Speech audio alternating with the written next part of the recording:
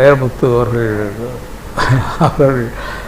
எங்களால் வளர்ந்தவர், எங்களால் தூக்கி விடப்பட்டவர், எங்களால் லிஃப்ட்டில் ஏறி மேலே வந்து பாட்டு எழுந்தவர், பொன்மாலை பொழுதுன்னு எழுதினவர். அவர் வந்த இடத்துல காலில் மிதித்து உட்காந்த சேரவை தூக்கி போட்டு மிதிக்கிற மாதிரி ஒரு பேட்டி கொடுத்துருந்தார். மனுஷனுக்கு எப்போதுமே ஒரு நன்றி வேணும்.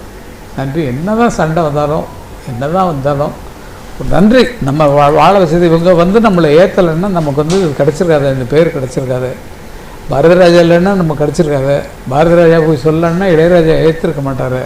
அப்படிங்கிற மாதிரிலாம் நினச்சி பார்த்துட்டு தான் இந்த மாதிரி பேட்டி அவர் கொடுத்துருக்க மாட்டார். அது என்னவோ தெரியல, அதிகமான பாப்புலாரிட்டி அவருடைய சாங்ஸுக்கு வந்தோடனே கர்வம் தலைக்கேறி போச்சு. இதே கர்வம் இளையராஜா கண்டினியூவாக எழுதிட்டு இருந்தாருன்னா வந்திருக்காது. ஏன்னா அவங்க 2 ஃப்ரெண்ட்ஸாக பேசிகிட்டு இருப்பாங்க, அதெல்லாம் பார்த்து நாங்கள்லாம் ரசிச்சுருப்போம். பாரு 2 இதை பேசிட்டு போது பாரு.